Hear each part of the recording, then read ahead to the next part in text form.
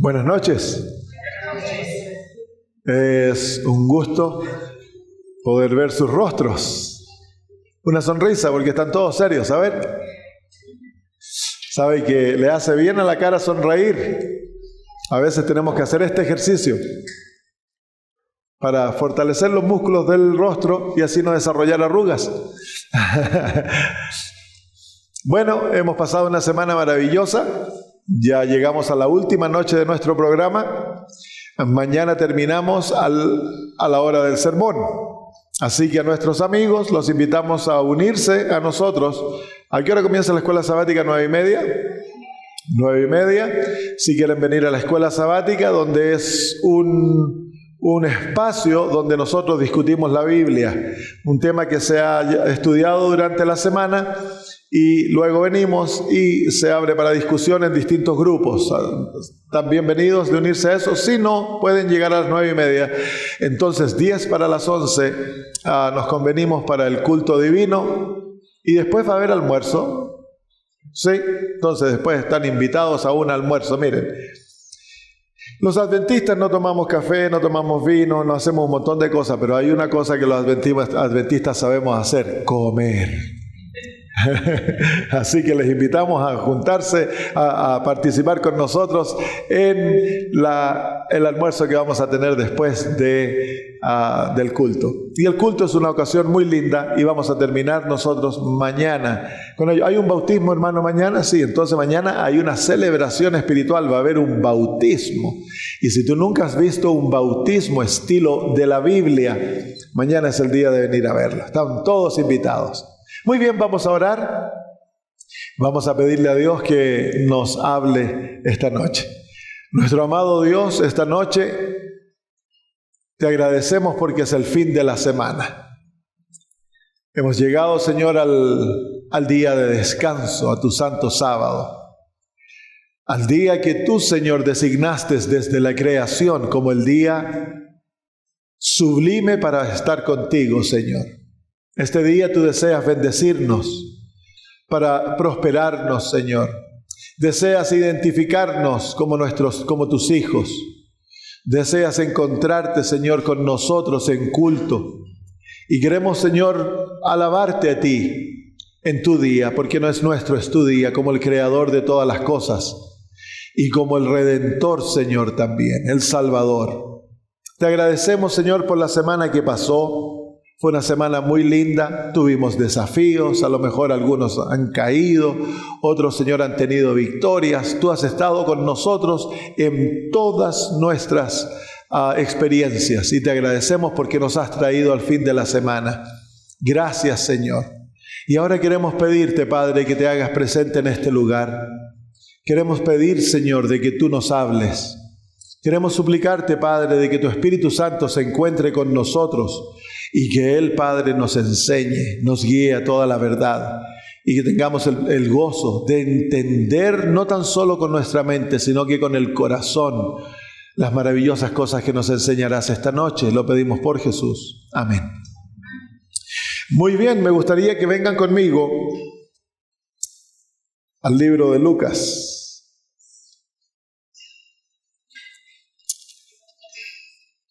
Lucas capítulo 23.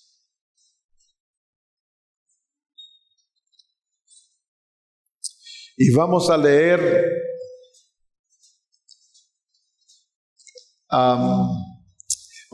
desde el versículo 39.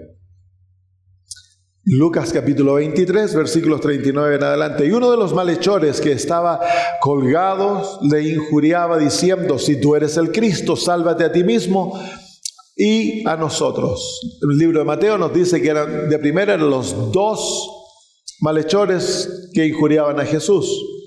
Respondiendo el otro le reprendió diciendo: ¿ni aún temes tú a Dios, estando en la misma condenación? Nosotros a la verdad justamente padecemos, porque recibimos lo que merecieron nuestros hechos. Mas este ningún mal hizo. Y dijo a Jesús: acuérdate de mí cuando vengas en tu reino. Entonces Jesús le dijo: de cierto te digo hoy, estarás conmigo en el paraíso.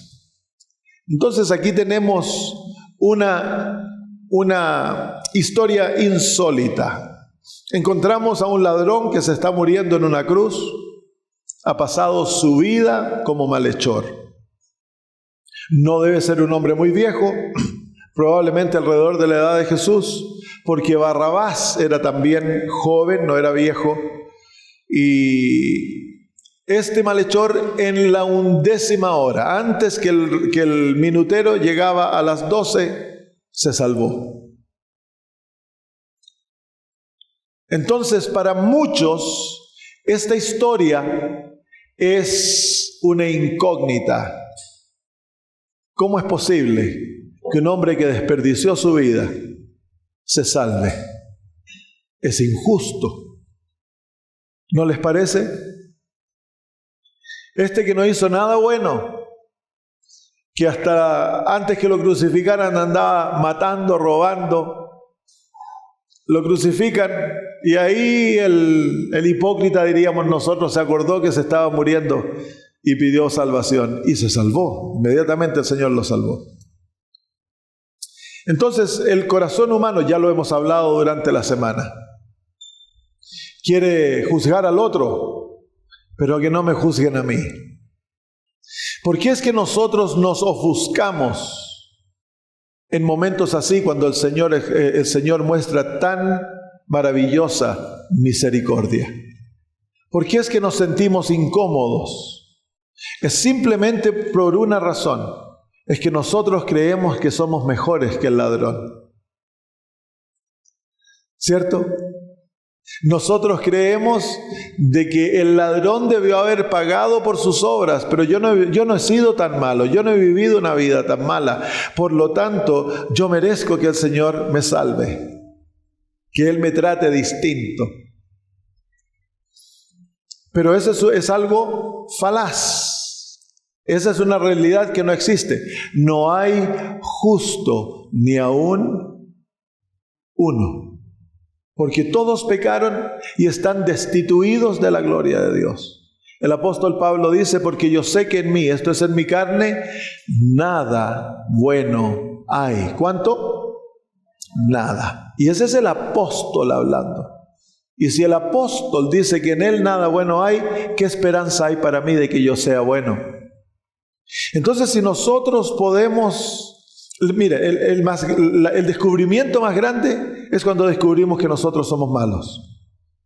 Y por eso es un dolor tan profundo. Ya lo hablamos de eso. El arrepentimiento está basado en que se abran los ojos que nos han cegado toda nuestra vida, y cuando el Espíritu Santo te ayuda a ver tu maldad y la profundidad de tu pecado y de lo que tú has hecho contra otros.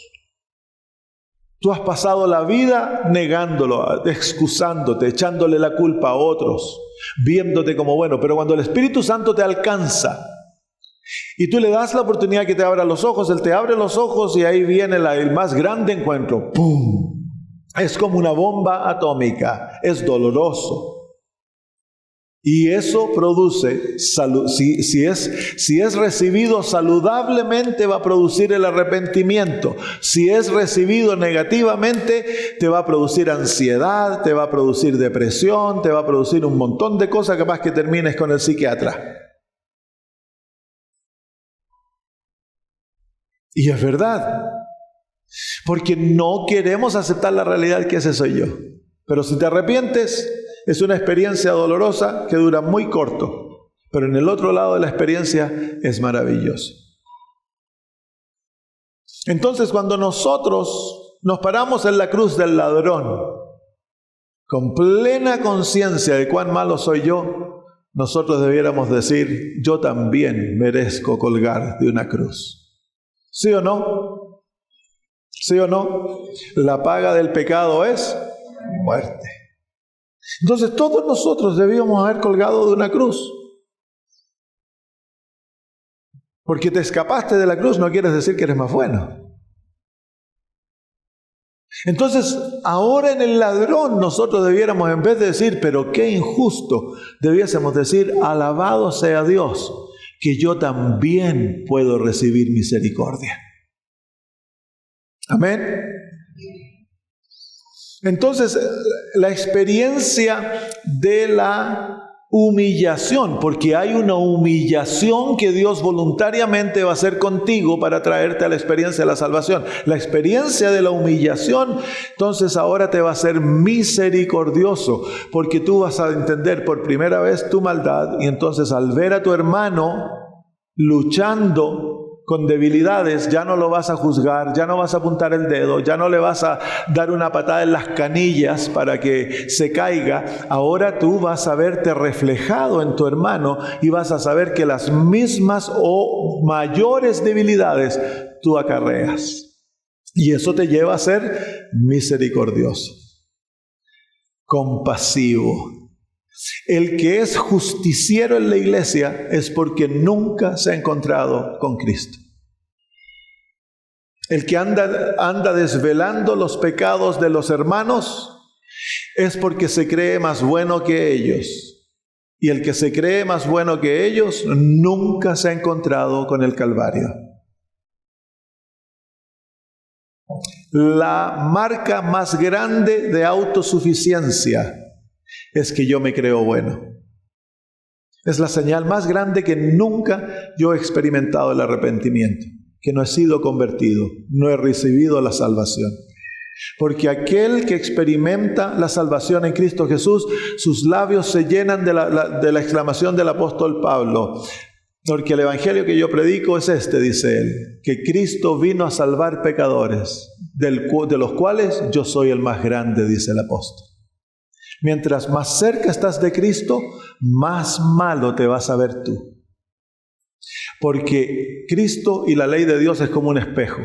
Mientras más cerca te acercas al espejo, tú ves la hermosura del Salvador y ves tu imperfección, tu deformidad. Entonces buscas esconderte en Cristo, porque descubres que tu única seguridad, tu única salvación es Cristo Jesús. En Él está todo. Entonces esta noche queremos ver qué es lo que ocurre en ese momento, cuando el Señor Jesús le dice al ladrón, de cierto te digo, hoy que estarás conmigo en el paraíso. ¿Qué ocurre en ese momento? Ya sabemos que es la salvación. A ver, muéstrenme la salvación. Muy bien. Muéstrenme la gracia. Para abajo. Muéstrenme la fe. Muy bien. Ya lo entienden. Entonces, esa es la salvación. Es dada por gracia, es recibida por fe, es un don de Dios. Amén. Es tan sencillo, sí, es muy sencillo ser salvo, pero hay una tremenda lucha, que es la lucha de aceptar mi realidad. Pero queremos ver ahora técnicamente, cuando este ladroncito llegó a ser un santo, porque en la cultura popular al ladrón se lo llama el ladrón bueno. ¿Han escuchado ustedes eso? Pero este ladrón no era bueno, no hay ladrón bueno, el ladrón era malo, pero llegó a ser santo. Así, ¿qué fue lo que ocurre? Invisiblemente, cuando el Señor Jesús habla aquellas palabras que transforman a este hombre de ser un ladrón a un santo, inmediatamente, ¿qué es lo que ocurre? Eso es lo que queremos descubrir esta noche. Vengan conmigo nuevamente a Lucas capítulo 18.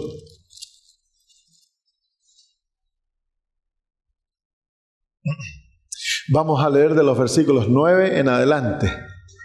A unos que confiaban en sí mismos como justos y menospreciaban a los otros, dijo también esta parábola. 2 hombres subieron al templo a orar. Uno era fariseo y el otro publicano. El fariseo, puesto en pie, oraba consigo mismo de esta manera: Dios, te doy gracias, porque no soy como los otros hombres, ladrones, injustos, adúlteros, ni aun como este publicano. Ayuno 2 veces a la semana, doy diezmo de todo lo que gano.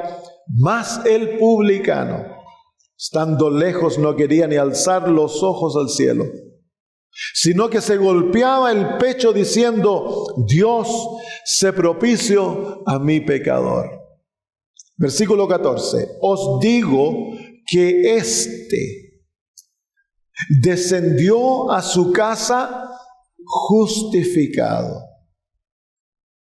antes que el otro, porque cualquiera que se enaltece será humillado y el que se humilla será enaltecido. El Señor Jesús usa una palabra que es común encontrarla en los escritos del apóstol Pablo, pero la encontramos tan solo una vez en las enseñanzas de Jesús, y es en este versículo: justificado. Y esa palabra muestra lo que ocurrió, el milagro que ocurre en el momento que Dios salva a alguien. La justificación. Por eso el título de esta sesión, que yo debía haberla predicado anoche, es Justifique. ¿Por qué? Porque escuchamos esa palabra un montón de veces en la iglesia. Somos justificados por la fe. ¿Pero qué quiere decir? ¿Qué significa? Eso es lo que vamos a descubrir esta noche. Porque esa palabra describe con una palabra el tremendo milagro, la experiencia que ocurre cuando un ser humano pone su fe en Jesús y viene a Dios pidiendo misericordia, no ofreciendo nada. Miremos al ladrón. El ladrón cumplió todas las condiciones para la salvación. El ladrón se aceptó su impiedad, ¿sí o no? ¿Se acuerdan cuando le dice al otro ladrón: nosotros merecemos nuestro castigo por nuestras obras? Entonces, ¿qué él acaba de hacer? Él acaba de aceptar su culpa. Tiene fe el ladrón. Tiene fe. Tiene una fe fantástica. En todo ese contexto es la persona que más fe tiene. Los apóstoles han renunciado a Jesús, creen que Él, como dijeron los que iban camino de Emaús, y nosotros esperábamos que Él era el Mesías. Para el ladrón, él mira a Jesús sangriento, golpeado, escupido, clavado en una cruz, y él no lo ve de esa manera. Su fe lo hace ver como un rey viniendo en gloria. Acuérdate de mí cuando vengas en tu reino. Tiene una fe fantástica el ladrón. Esto nos enseña que nunca debemos juzgar a nadie por la manera que parece. Tú puedes mirar a la prostituta, puedes mirar al homosexual, al criminal y decir: y este nunca se va a salvar. ¿Cómo sabes capaz que tenga más fe que tú? Miren, Cornelio el centurión se encuentra con Jesús. Le pide que le sane a su siervo. El Señor Jesús le dice: yo voy. Le dice: no es necesario que vaya. Tan solo di tu palabra. Y el Señor dice: nunca he visto tal fe en Israel. La mujer sirofenicia tiene una fe. El Señor Jesús, cuando termina la experiencia, le dice: oh mujer, grande es tu fe. Pero a Pedro le dice: oh Pedro, tu fe es pequeñita. ¿Cierto, sí o no? Entonces aquí hay un ladrón que cumple. Él no le dice al Señor: Señor, yo te ofrezco todo. No, ¿qué le dice el Señor? Recuérdate de mí. Apela a su misericordia, a su gracia. Por fe se aferra a la gracia y recibe con toda fe. Le pide que lo salve. Tiene una fe increíble este hombre. Ahí en el ladrón vemos cómo ser salvos. No importa cuán malo sea, cuán profundo has caído, cuán negro sea tu vida, si tú vas a Cristo como el ladrón fue a Cristo, serás salvo. Amén. ¿Y cuál es el milagro que lleva a cabo esa realidad? Es la justificación. El ladrón fue justificado. ¿Justifiqué? Justificado. Pero bueno, ahora vamos a irnos a los escritos de Pablo, porque los evangelios no nos explican eso. Es Pablo el que se explaya en estos conceptos, que son conceptos teológicos, son conceptos profundos. Esta noche lo vamos a hacer fácil de entender. Fácil de entender. ¿Qué es? Nos vamos a preguntar. Porque si tú lees eso, ¿qué tienes que hacer? No simplemente leas y te quedas con una palabra que no entiendes. ¿Qué tienes que hacer cuando lees la Biblia? Hazle preguntas. Cuando el Señor Jesús dijo, os digo que éste descendió a su casa justificado en vez del otro, ¿qué tienes que preguntar? ¿Qué significa justificado? ¿Qué me está diciendo el Señor Jesús que le ocurrió a este hombre cuando se fue a su casa? Porque si tú lees como papagayo, no vas a entender la Biblia. La Biblia usa estos términos para que tu intelecto sea desafiado a aprender. No hay otro libro en el universo que sea tan diseñado para desarrollar el intelecto humano y transformar la mente en la imagen de Jesús. Pero para hacer eso, tú tienes que entender lo que lees. Y para entender tienes que hacer preguntas. Cuando tienes una pregunta y no sabes lo que es, investiga la Biblia y no descanses hasta que hayas encontrado una respuesta satisfactoria. Amén. Muy bien, vamos al libro de Romanos, el capítulo 4, el versículo 5. Romanos capítulo 4, versículo 5. Vamos a leer desde el versículo 4.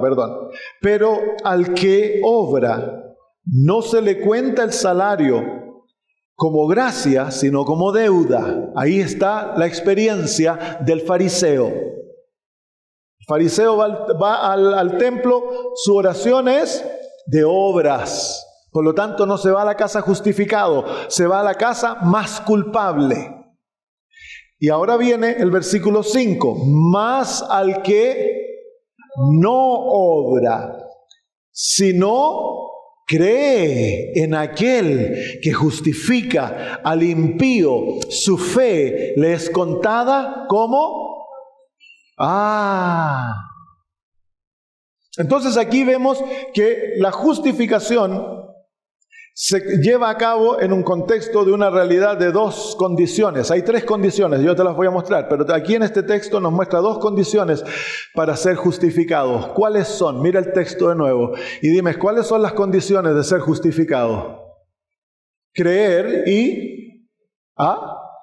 No, creer es tener fe. ¿Cuál es la otra? Ser impío. Justifica al impío. Entonces, la justificación es ¿para quién?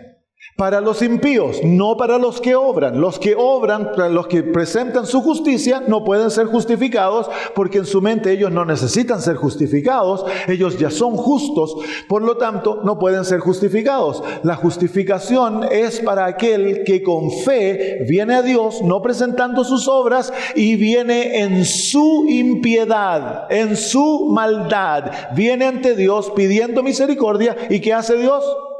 Lo justifica.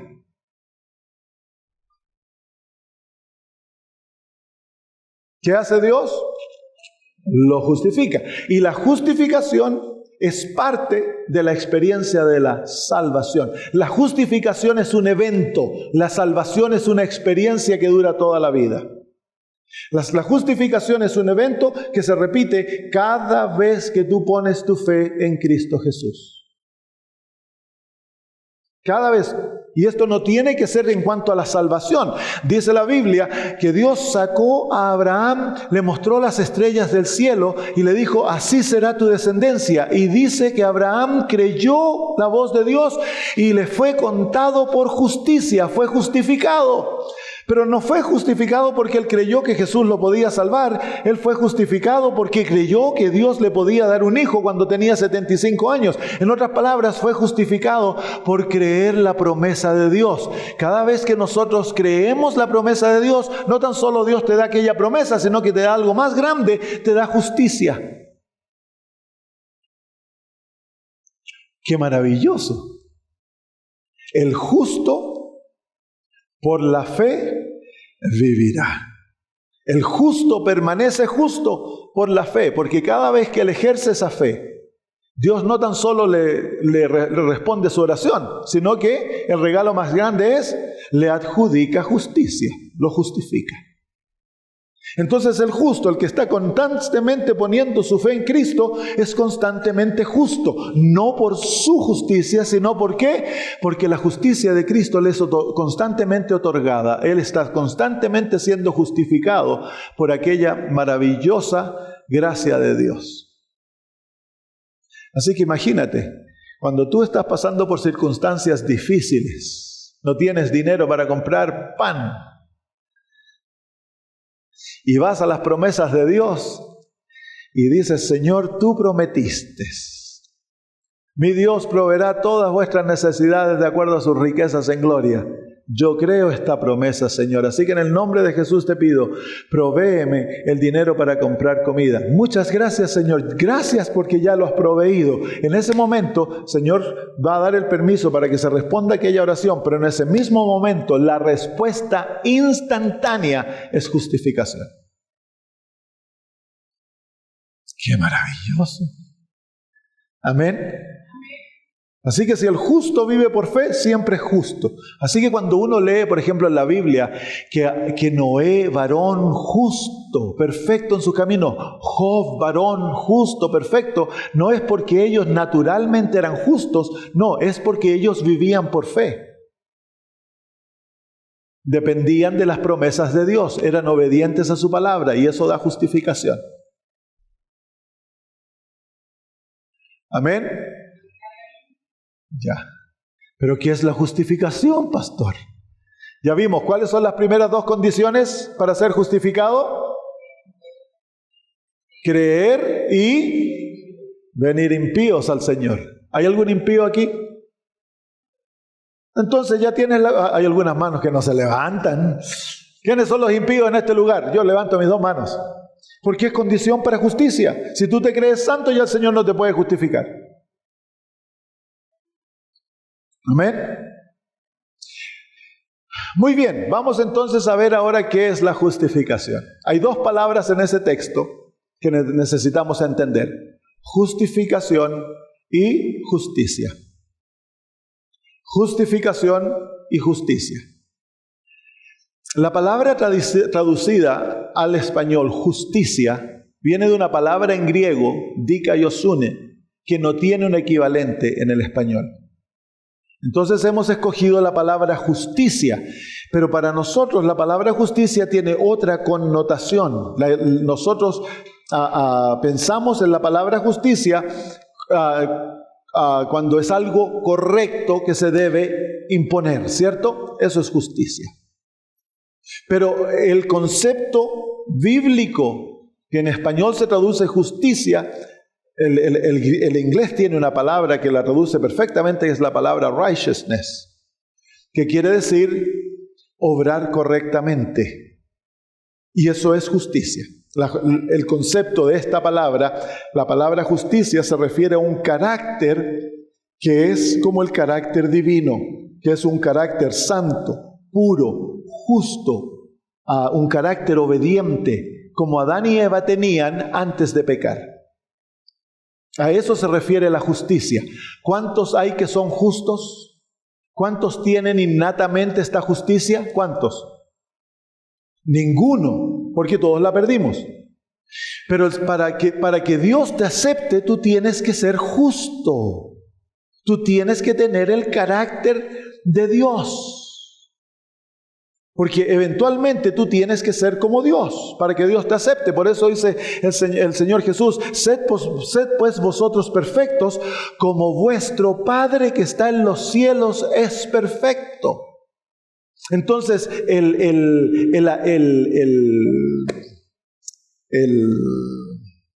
¿cuál es la palabra que ando buscando?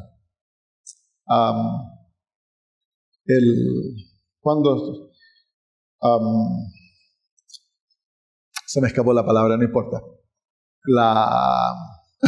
No me viene, la tengo en inglés, pero no me viene. Cuando hay una condición. La condición para que Dios te acepte es que tú seas perfecto como Él es perfecto. Dios no puede aceptar 99% de perfección, porque eso echaría a perder el cielo, echaría a perder su universo. Para que tú seas aceptado por Dios, tú tienes que ser santo como Él es, puro como Él es, perfecto como Él es. Entonces, en otras palabras, la palabra que resume todo eso es la palabra justicia. Tú tienes que tener la justicia de Dios. Entonces nos hacemos la pregunta: ¿cómo puedo yo tener esa justicia? La respuesta es la palabra justificación. La justificación es la experiencia a través de la cual Dios te adjudica, te da esa justicia que tú necesitas. Entonces, vamos a imaginarlo de esta manera. La justicia es el objetivo donde tú quieres llegar. La justificación es el medio a través del cual tú llegas allá. Es como cuando en la mañana te levantas, te vas a ir al trabajo y tienes que ir a la ciudad donde está tu trabajo, donde quiera que estás, y tomas el camión. El trabajo es el objetivo. El camión es el medio a través del cual tú llegas a tu objetivo, ¿cierto? Bueno, aquí es lo mismo. La justicia es el objetivo. El carácter de Dios es lo que tú y yo deseamos tener para ser aceptos por Dios, porque Dios no va a aceptar nada que no sea como Él.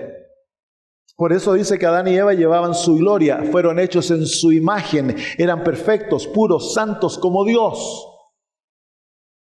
Entonces la ley no los condenaba. Pero cuando eso cambia y ahora hay imperfección, inmediatamente la ley lo detecta, ¡pam!, condenado a destrucción. Porque en el universo de Dios no puede haber pecado. El pecado destruye el amor y por lo tanto el pecado y el amor no pueden coexistir en un universo. Por lo tanto, la ley es el láser que está constantemente escaneando el universo de Dios para detectar pecado. El momento que encuentra pecado, lo condena a muerte, a destrucción. El pecado simplemente es imperfección, es caer fuera de la perfección divina y se manifiesta en desobediencia a la ley de Dios.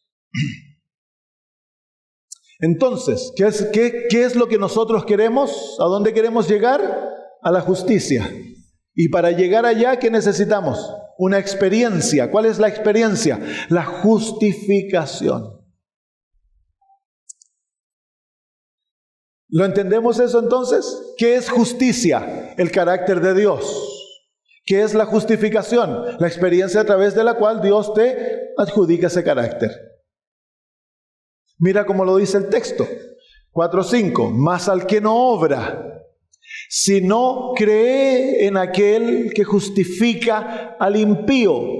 Aquel que él cree en aquel que da justicia al impío. Su fe le es contada por justicia. Aquí el apóstol Pablo nos dice lo que es la justificación. La justificación es la experiencia cuando el impío, el pecador, el que se está perdido, el ladrón en la cruz, pone su fe en la promesa de Dios, en la palabra de Cristo, en la persona de Cristo.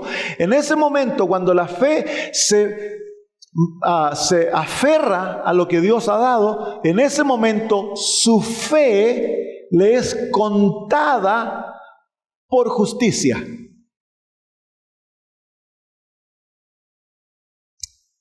Vuelvo a este pensamiento. Mira lo que dice Romanos capítulo 3. Vamos a Romanos capítulo 3, versículo 24. Leámoslo juntos. Siendo justificados, ¿qué dice ahora? Gratuitamente. ¿Cómo somos justificados? ¿Qué quiere decir eso? Que es un regalo. Entonces, esto está equiparado a la salvación. La salvación es un regalo, ¿te acuerdas? Por gracia sois salvos por medio de la fe. Esto no de vosotros, pues es un don de Dios. Es lo mismo. Entonces, somos justificados. La justificación es la experiencia a través de la cual nuestra salvación es otorgada y entramos a la experiencia de la salvación. La justificación, la manera en la cual Dios te otorga justicia, es un regalo. Alabado sea Dios. Anoche aprendimos que todo lo que Dios demanda de ti, a ver si se acuerdan de eso, todo lo que Dios demanda de ti, no, ¿se fijan que no andan tomando nota? Por lo tanto no se acuerdan. Esto es importantísimo. Todo lo que Dios demanda de ti, Él te lo da. Así que Dios demanda que tú seas justo. Entonces, ¿qué hace Dios? Te lo da como un regalo. ¿Qué es lo que Él te da? Su carácter, Él te lo da como un regalo. ¿Cómo se llama esa experiencia? justificación. Entonces dice el apóstol Pablo, siendo justificados gratuitamente, y ahora él explica cómo es posible que un impío reciba justicia gratuitamente. Esto es algo técnico, pero son preguntas lógicas. ¿Cómo es que Dios puede tomar a una persona mala y tratarlo, que Él tiene su carácter, que Él es perfecto, puro, santo, que no hay nada malo en Él? Porque eso es la adjudicación del carácter divino. La justificación hace eso una realidad en la persona que lo recibe. Pero ¿cómo puede ser eso? ¿Cómo puede Dios permanecer justo cuando Él está tratando a un injusto, a un impío, como justo? ¿No te has hecho la pregunta esa? Esa es una pregunta importantísima. Si viniera un asesino aquí y matara a un par de ustedes, y yo le pongo mi brazo encima y le dice, amigo, bien hecho, nunca has hecho nada malo, ¿qué creerían ustedes? Que yo estoy loco, que soy injusto en hacer eso. Porque en nuestra mente, ¿qué es lo que merece el asesino? Muerte, pues. ¿Sí o no? Lo que ustedes esperarían de mí, de pastores, que yo salte en él y lo agarre y antes que llegue la policía le dé unos cuantos y unos cuantos. Entonces todos dirían, ese es pastor, el pastor es buen pastor. Pero Dios toma al ladrón en la cruz, toma al publicano y lo justifica. ¿Qué quiere decir ahora? Que Dios le otorga, le adjudica como un regalo su propio carácter, su propia justicia. ¿Cómo puede ser eso justo? Bueno, aquí el apóstol Pablo nos explica. Dice lo siguiente: siendo justificado gratuitamente por su gracia, mediante la redención que es en Cristo Jesús. ¿Qué significa que es por su gracia? Que es natural para Dios hacer esto. Esta es la respuesta de Dios al dilema del pecador. ¿Cuál es la respuesta de Dios? La justificación. ¿Por qué? Porque Dios es un Dios de gracia. Lo aprendimos, ¿no? ¿Y qué es la gracia? Ya, eso sí, pero definámosla. ¿Se acuerdan que es la unión de 3 atributos divinos? ¿Cuáles son los 3 atributos divinos? Bondad, misericordia y amor. Esos 3 atributos se mezclan y obran en Dios para que Dios naturalmente quiera justificar al impío. ¿Qué significa justificar? Que Dios naturalmente desea darle al impío su carácter. Tratar al impío que Él es como Él. Pero ¿cómo es eso posible? Bueno, es posible. Aquí el apóstol Pablo nos muestra, versículo 24, 25. 24 dice, mediante la redención que es en Cristo Jesús. ¿Qué es eso, la palabra redención? La palabra redención es una palabra que viene del Antiguo Testamento. La mencionamos hace unos días atrás. Era una experiencia que cuando una familia caían tan pobres que ya habían vendido todas sus cosas, empeñado la tierra, ahora se empeñaban ellos. Se vendían a alguien que era de mejores recursos para no morir de hambre y le iban a servir como esclavos.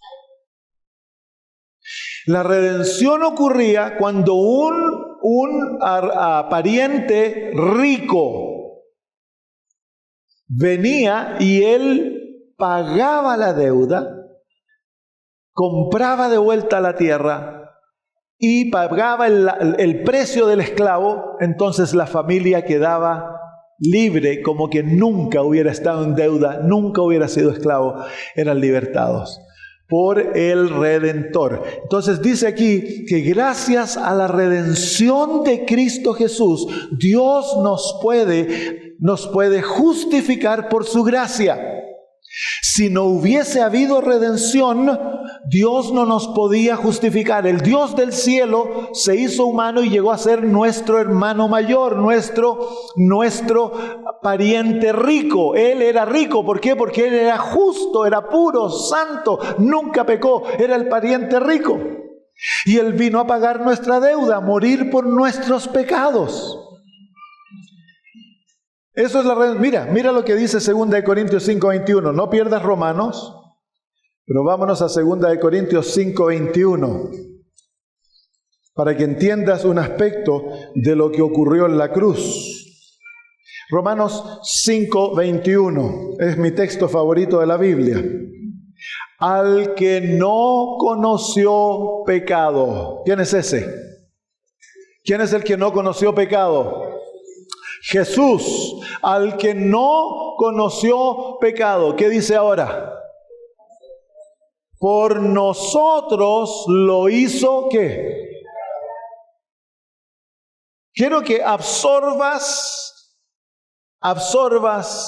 el peso de aquella declaración. Al que no conoció pecado, lo hizo pecado. ¿Quién es el que lo hizo? Dios el Padre. Dios el Padre da a su Hijo, que es su igual, para venir a ser nuestro Redentor. Y para que Él sea nuestro Redentor, para que Él pueda liberarnos de la esclavitud del pecado, darnos nueva vida, el Dios del cielo se hace humano y cuando va al Calvario, Dios el Padre lo hace pecado. Jesús llegó a ser nuestra realidad. En la cruz, Jesús se hizo pecado. Por eso cuando Jesús se refirió en Juan capítulo 3 a sí mismo, dijo: así como Moisés levantó la serpiente en el desierto, el Hijo del Hombre ha de ser levantado, para que todo aquel que en él cree no se pierda, mas tenga vida eterna. En otras palabras, en la cruz, Cristo Jesús llegó a ser la serpiente. Llegó a ser pecado.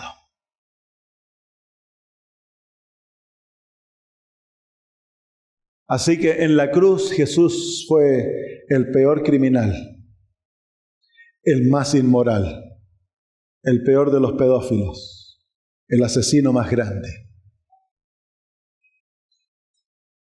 Lo peor del mundo Jesús llegó a ser en el Calvario. Llegó a ser tú.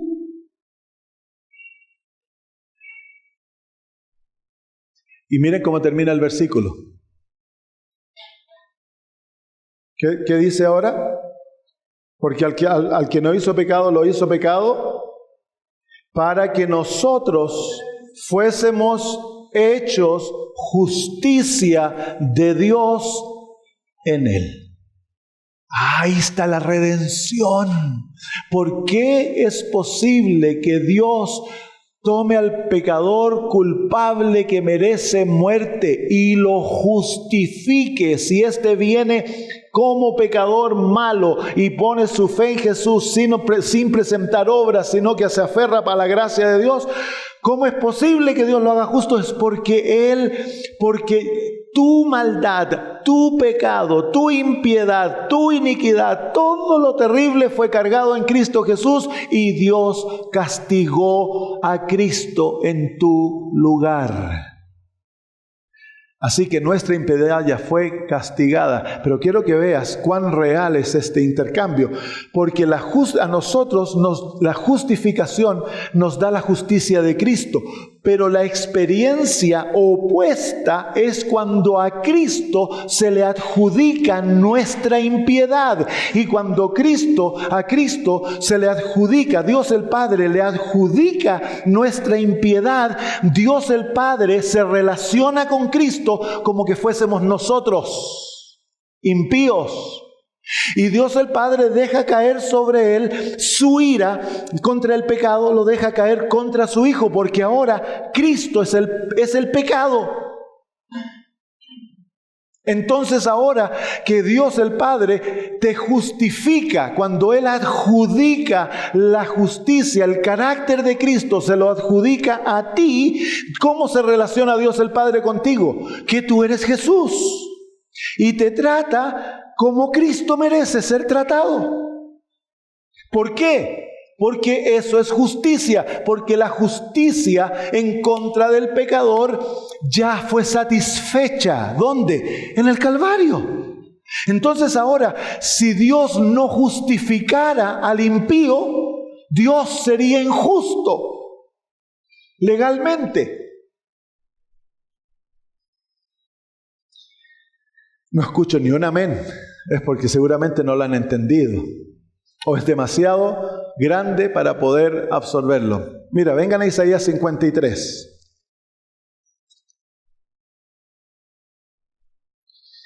Isaías 53.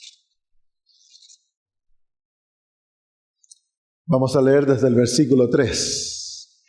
Despreciado y desechado, se está refiriendo a Jesús. Entre los hombres, varón de dolores y experimentado en quebranto, y como que escondimos de él el rostro, fue menospreciado y no lo estimamos. Miren ahora, ciertamente llevó él nuestras enfermedades y sufrió nuestros dolores, y nosotros le tuvimos por azotado, por herido de Dios y abatido. Mas él herido fue por nuestras rebeliones, molido por nuestros pecados. El castigo de nuestra paz fue sobre él, y por su llaga fuimos nosotros curados. Todos nosotros nos descarriamos como ovejas, cada cual se apartó por su camino, mas Jehová cargó en él el pecado de todos nosotros. ¿Te fijas el intercambio, la sustitución? Cristo toma tu lugar como el sustituto voluntario, y como Cristo se ofrece a tomar tu lugar y el lugar de todos los seres humanos, porque Él es el creador, todo ser humano vino de Cristo Jesús. Por lo tanto, su vida puede estar en lugar de toda la vida de todos los seres humanos. Él se ofrece, entonces Dios ahora carga toda nuestra impiedad, toda la mugre del ser humano es cargada sobre Cristo, y Él llega a ser pecado. Y entonces Dios ahora lo hiere a Él, lo castiga a Él.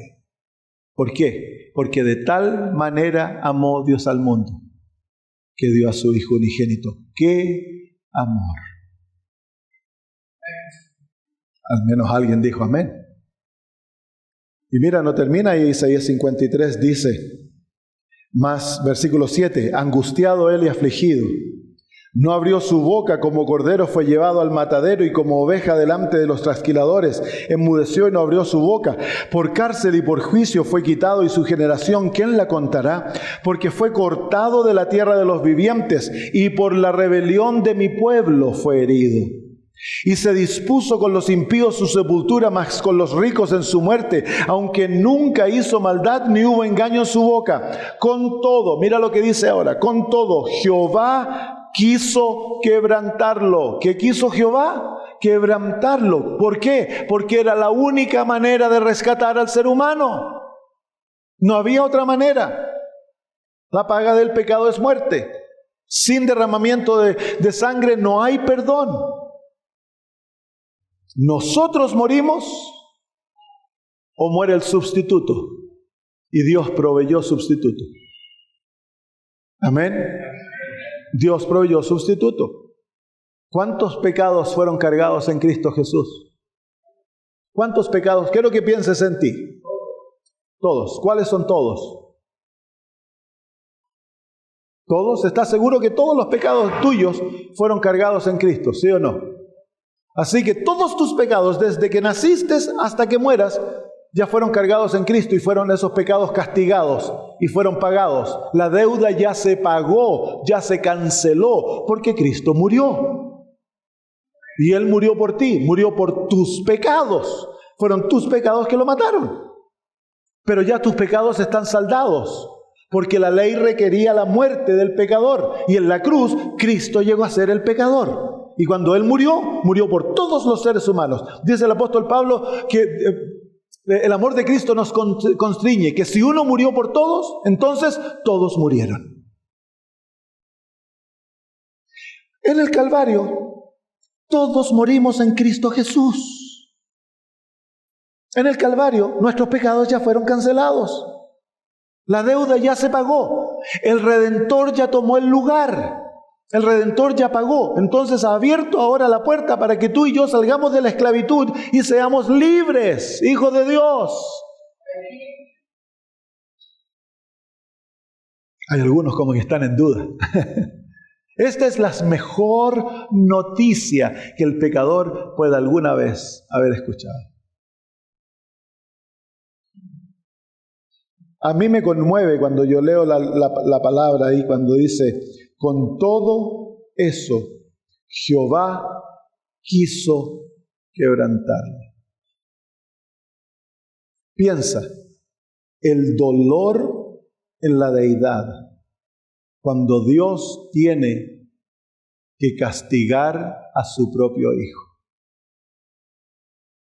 Hay una historia en el Antiguo Testamento que ilustra esta experiencia. Y es cuando Dios le pide a Abraham que sacrifique a su propio hijo. En esa historia, tú te puedes ver, si tú eres un padre, una madre, y Dios te pidiera que sacrificaras a tu hijo, ¿lo harías? ¿Lo harías? Es buena pregunta, ¿no? Esa es la pregunta que nos hacemos cuando nos encontramos con Abraham. Y la próxima pregunta es esto: ¿cómo te sentirías si tuvieras que hacerlo? Ese es el propósito de la historia de Abraham. Es que nos reflejemos, nosotros que somos padres, nos reflejemos en la angustia del corazón de Abraham de tener que sacrificar a su hijo, que era su hijo amado, su hijo especial. Cuando vayas a casa, tarea de casa esta noche, lee Génesis 22 y ponte en las chalas las sandalias de Abraham y camina aquellos 3 días con Abraham y ándate a la punta del cerro y levanta el cuchillo para matar al hijo. ¿Cómo te sentirías? Entonces, ahora que tú descubres tus sentimientos, que yo te digo son agonizantes, entonces ahora puedes entender pálidamente cómo Dios el Padre sufrió cuando Él tuvo que castigar a su propio Hijo para rescatarnos. No escuchamos ni un amén. El precio que se tuvo que pagar para tu justificación.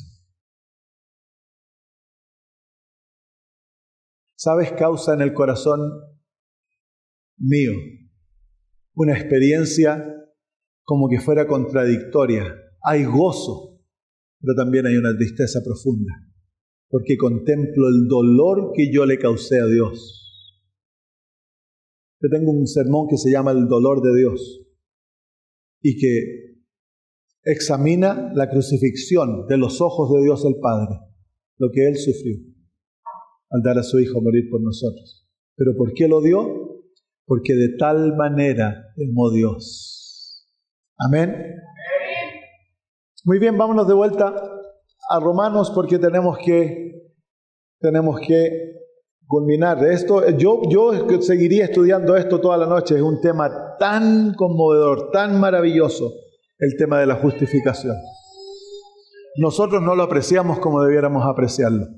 Nos sentamos aquí y nos ponemos así, es como que fuese algo tan cotidiano. Y sin embargo estamos hablando del tema más sublime en las Sagradas Escrituras. La justificación del impío, la justificación del malo. Que tú puedas recibir como regalo el carácter de Dios y que Dios pueda tratarte que eres justo. El apóstol Pablo dice en el versículo 28 de Romanos 3, concluimos pues, ¿qué dice? Concluimos pues que el hombre es justificado por la fe sin las obras de la ley. ¿Y qué es la justificación? Cuando Dios te cuenta justicia. Cuando tú le presentas a Dios fe, la fe es el dinero del cielo, la fe es la moneda del cielo. Las obras no es moneda en el cielo, es como que yo fuera aquí a la tienda y quisiera comprar pan o tortillas y le presento euros o le presento pesos chilenos. ¿Cuántas tortillas me van a dar? Nada. ¿Por qué? Porque no es moneda nacional. ¿Cuál es la moneda nacional? El peso mexicano. Entonces, para yo obtener lo que quiero comprar en la tienda, ¿qué debo presentar? Peso. Entonces, la moneda del cielo es la fe. Cuando tú tienes fe, tú puedes obtener del cielo lo que quieras. Pero en el cielo, la fe no se cuenta como fe. ¿Te fijaste en Romanos capítulo 4, versículo 5, cómo se cuenta la fe? Mas al que no obra, sino que cree en aquel que justifica al impío, su fe le es contada. Se cuenta. En el cielo se cuenta la fe. ¿Y cómo es contada? Por justicia. Así que esta es la manera que Dios nos adjudica justicia. Cuando tú presentas fe, el Señor toma esa fe y dice, ok, 1 justicia, 2 justicia, 3 justicia, 4 justicia. Y Él pone esa justicia a tu cuenta. Eso es justificación. Cuando Dios te adjudica, te da, te regala la justicia, pero te la puede tan solo otorgar por lo que ocurrió en el Calvario.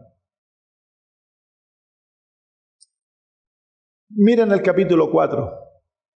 Hoy día yo te iba a llevar a través de un estudio de la vida de Abraham, pero no voy a poder hacerlo. Quiero mostrarte cuán efectiva es la justificación. En el capítulo 4 vemos en los versículos 16 en adelante, vemos la justificación ejemplificada por Pablo en la experiencia de Abraham. Si no has leído la vida de Abraham, quiero que vayas a leerla entre los capítulos 12 al capítulo 22 o 23 del libro de Génesis. Vamos a repasarla. Abraham dejó la tierra de Ur de los Caldeos y vino a vivir a Canaán, porque Dios le dijo que le iba a dar la tierra, ¿te acuerdas? Y el título que se le da a Abraham, ¿cuál es el título de Abraham que se le da en el Nuevo Testamento? El padre de la fe. ¿Cuánta fe realmente tenía Abraham? Dice que cuando hubo una hambruna, hubo una sequía, hubo hambruna, se fueron a Egipto. Y cuando llegaron a Egipto, él le dijo a su esposa, ¿te acuerdas lo que le dice? Quiero que le digas que eres mi hermana, porque cuando te vean que eres mujer hermosa, me van a matar a mí para quedarse contigo. Ahí está el hombre de la fe. El padre de la fe, súper fe que tenía. Tan buena fe que él está dispuesto a arriesgar su esposa para salvarse el pellejo. Es mentiroso, porque él dice que ella es su hermana. Es verdad, era la mitad de hermana, pero en realidad era su esposa. Así que él estaba realmente mintiendo, estaba usando mitad verdad, mitad mentira. Así que aquí tenemos al padre de la fe que es mentiroso y es egoísta, se quiere salvar a sí mismo y arriesgar a su esposa. Bueno, vamos a unos capítulos más tarde, dice que Abraham salvó a Lot, capítulo 14. En el capítulo 15 nos encontramos con Abraham, que Dios se le aparece y le dice, Abraham, no tengas miedo. ¿Por qué le dice que no tenga miedo? Por 2 razones. Una es de que al salvar a Lot, ahora está atemorizado que los otros reyes que él derrotó van a venir y lo van a atacar. Y el padre de la fe tiene terror, está aterrorizado. Dios se le tiene que aparecer y le dice, no tengas miedo, Abraham. Yo soy tu escudo y tu protector. Pero hay otra razón por la cual él tiene miedo, es que algunos años atrás Dios le dijo, yo voy a multiplicar tu simiente y toda la tierra va a ser bendecida en ti. Y entonces él creyó de que Dios le va a dar un hijo, pero hijo no le ha llegado. Y le dice a Dios, le dice, tú no me has cumplido tu palabra, hijo no ha venido. Entonces el Señor lo saca afuera, lo muestra a las estrellas y le dice, mira, así te voy a multiplicar tus hijos, te voy a dar simiente, van a ser como las estrellas del cielo. Y entonces él dice que creyó en Dios y fue justificado, se le adjudicó justicia. Quiero que mantengas eso en tus oídos. El padre de la fe necesitaba ser justificado. Capítulo 16. Han pasado más o menos 10 años desde la promesa. Y tenemos una historia rara. Sara le dice, la promesa no se cumple, ¿por qué no tomas mi sierva? Y Abraham, no siendo tan tontito, le dijo que sí. Y tenemos al primer hijo de Dios, polígamo, el padre de la fe. Nace Ismael y de ahí salen los musulmanes. Mira el problemita que nos metió a Abraham por haber hecho su voluntad. Abraham, el apóstol Pablo usa a Agar y a Ismael como un ejemplo de salvación por obras, justificación por obras. Abraham trató de ayudar a Dios y cumplir la promesa de Dios por sus propias fuerzas, por su propio plan. Lo increíble es de que Dios nunca reta a Abraham ni lo maltrata. Capítulos más tarde se le aparece Dios. Ahora Abraham tiene 99 años, 14 años más tarde. Ya es un viejito. Sara tiene 90 años. Dios se le aparece y le dice a Abraham, te voy a dar un hijo. Sara va a quedar embarazada. ¿Y qué hace Abraham? Abraham le dice, aleluya, alabado sea Dios. Por fin se cumple la promesa que yo estaba esperando. No, dice que Abraham se ríe. Se ríe, dice, ¿cómo va a ser esto que ahora que estamos viejos, Sara va a quedar embarazada? Y después le habla a Dios y le dice, Señor, oh, que Ismael sea recordado en tu presencia. Y Dios se molesta con Abraham y le dice, no, es por Sara que te voy a dar un hijo. El padre de la fe no creyó. El próximo año se le aparece, ya tienen 100 años, se le aparece, o en ese mismo año se le aparece a Abraham nuevamente para confirmar la promesa. Cuando Sara escucha la promesa, ella se ríe. Y Dios le dice, ¿por qué se rió Sara? ¿Y qué hace Sara? No, yo no me reí. Así que Sara tiene el mismo mal, es mentirosa.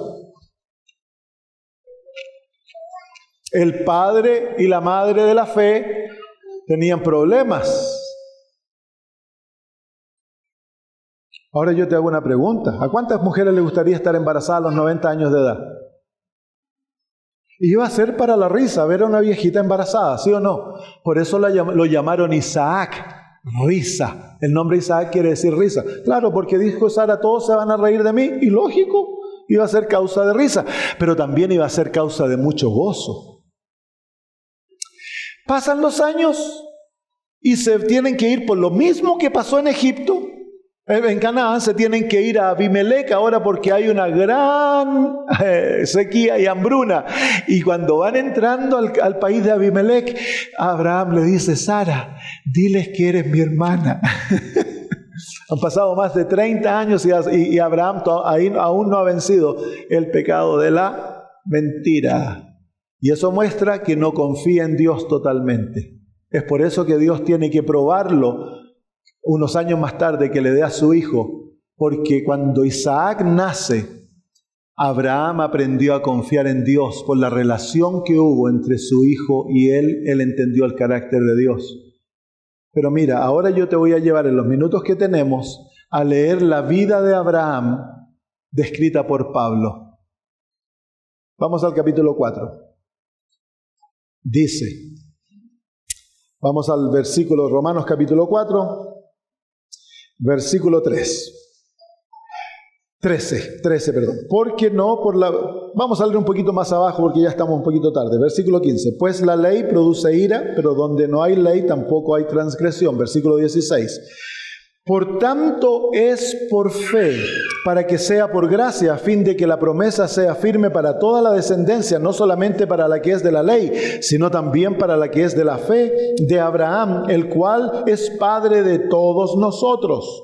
Como está escrito, te he puesto por padre de muchas gentes delante de Dios. Mira cuál es una de las cualidades de Dios. ¿Cuál es la cualidad de Dios?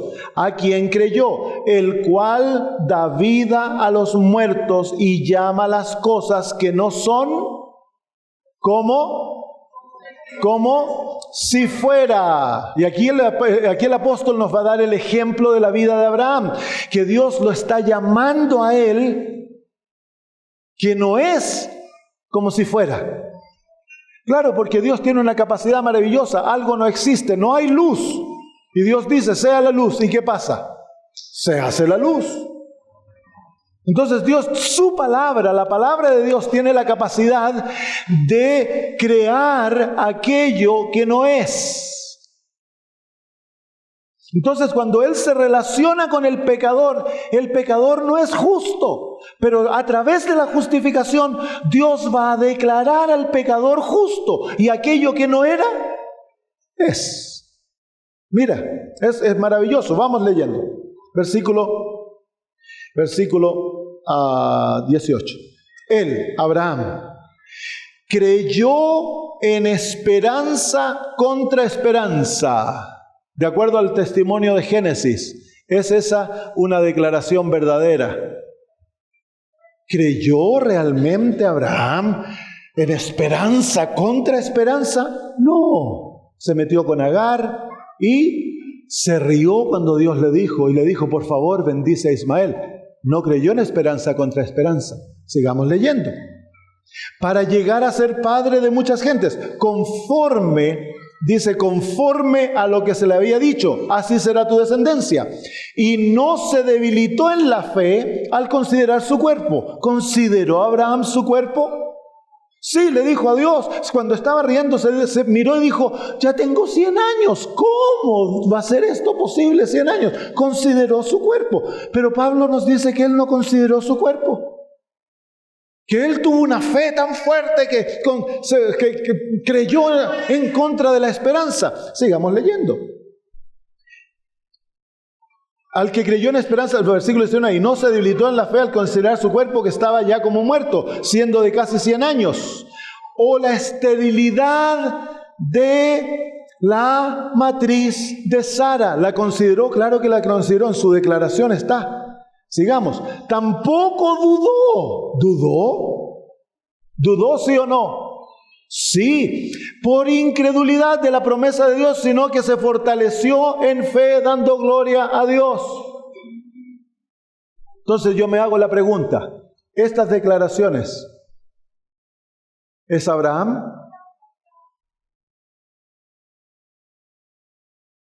Pablo te acaba de decir de que el Dios del cielo tiene una cualidad. Él llama lo que no es como que fuese. Y es exactamente lo que está ocurriendo aquí. ¿Por qué? ¿Te acuerdas que cuando Dios sacó a Abraham y lo hizo mirar las estrellas y Abraham creyó? ¿Qué pasó? ¿Qué hizo Dios con él?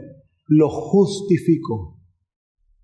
Entonces Abraham es un ser justificado. Cada mañana que Abraham se levanta, se va al altar y quema un sacrificio. Y cada noche antes de acostarse, quema un sacrificio. ¿Qué te está diciendo? Que Abraham cree de todo corazón en su Redentor, en su Salvador. Él ha fijado su fe en la salvación de Dios y la acepta por gracia.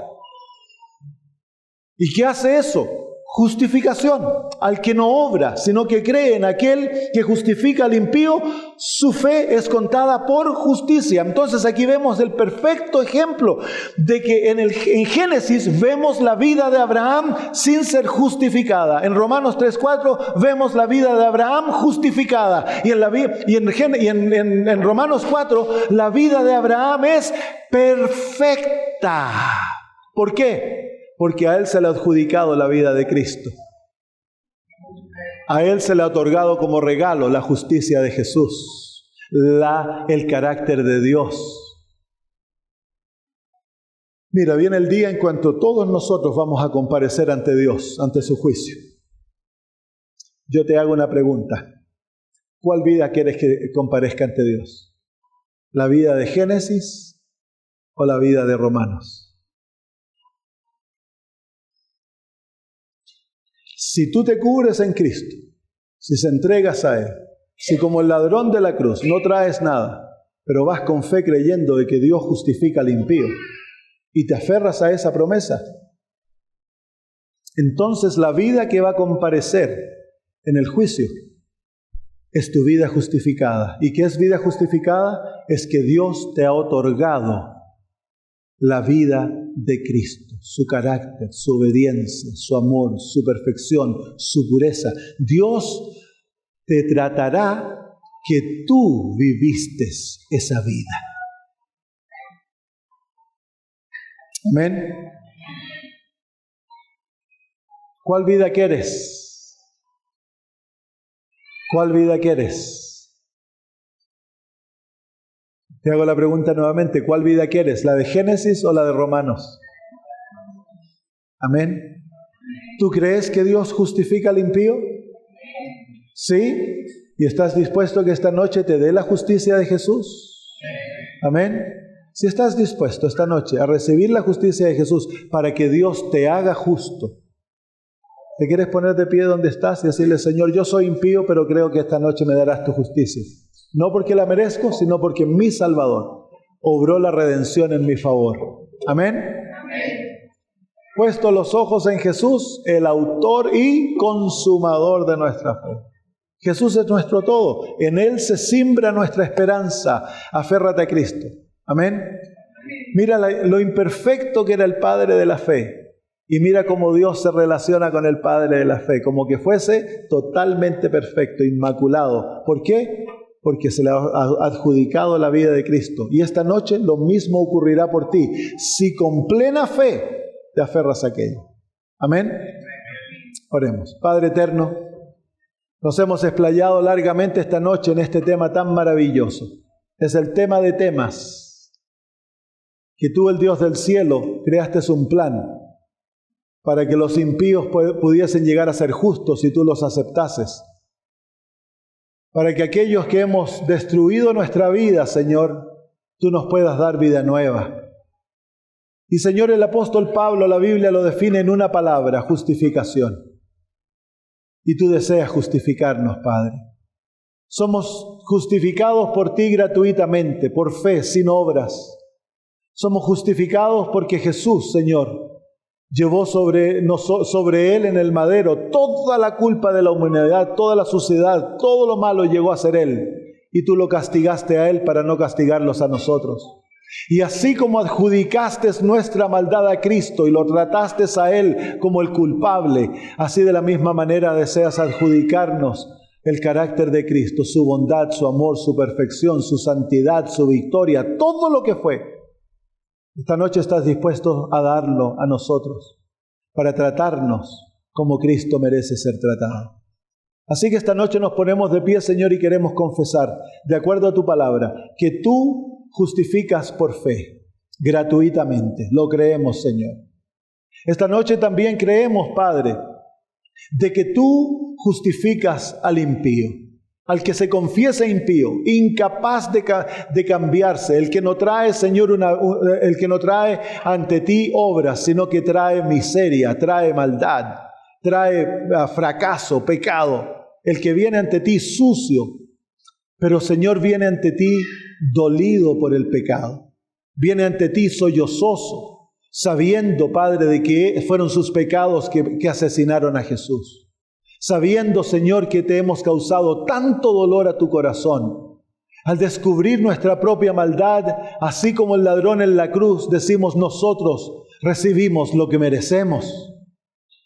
Pero, Señor, ahora nos volvemos y te decimos a ti, ten piedad de nosotros pecadores y danos la justicia de Jesús. Cúbrenos como un manto de pie a cabeza con aquella justicia. Y Señor, decláranos justos, haznos justos, para que de esa manera, querido Padre, comparezcamos ante ti en la perfección y en la hermosura del carácter de Cristo Jesús. Y tú te relaciones con nosotros como te relacionas con Jesús, como un hijo amado. Gracias. Es tu promesa porque está escrito: al que no obra, sino que cree en aquel que justifica al impío, su fe le es contada por justicia. Nos aferramos a aquella promesa, la presentamos ante tu trono y te damos gracias por darnos la maravillosa justicia de Cristo en esta noche. En el nombre bendito de Jesús. Amén. Que el Señor los bendiga grandemente.